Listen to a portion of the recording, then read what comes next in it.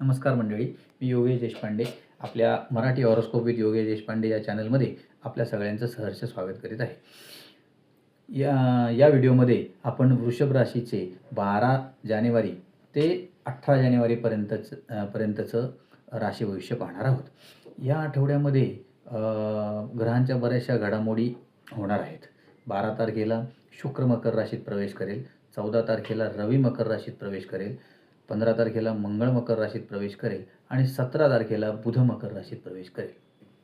तर या 4 ग्रहांचा जे राशी परिवर्तन या आठवड्यात होणार आहे, तर त्याचा वृषभ राशीवर काय परिणाम होतो ते पाहू.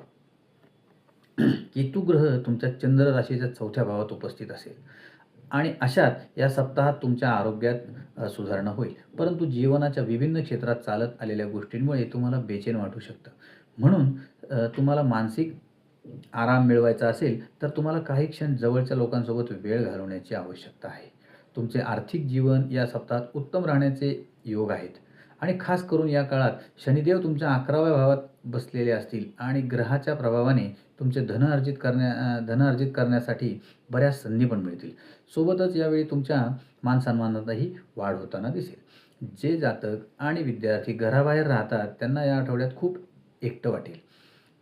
या काळात आपल्याला स्वतःला अत्यंत एकटं वाटेल, ज्यामुळे आपल्याला विचलितही वाटेल. अशा परिस्थितीत या आठवड्यात आपल्या एकाकीपणाला आपल्यावर हावी होऊन देऊ नका आणि वेळ मिळाल्यावर बाहेर जा आणि काही मित्रांसोबत वेळ घालवा. या काळात आपण इच्छा नसताना कुठलेही कार्य वेळेवर पूर्ण करण्यात असमर्थ असतो, ज्याचा सरळ प्रभाव आपल्या करिअरला बाधित करतो. या गोष्टीची तुम्हाला सुरुवातीपासून काळजी घ्यावी लागेल. तुमच्या राशीतील विद्यार्थ्यांसाठी हा सप्ताह नवीन अपेक्षा घेऊन येण्याची शक्यता आहे. अशात तुम्हाला आपल्याकडून प्रयत्न मात्र कायम ठेवावे लागतील आणि मेहनत करावी लागेल, कारण असे करून तुम्हाला जे अपेक्षित परिणाम आहेत ते नक्की मिळतील. धन्यवाद.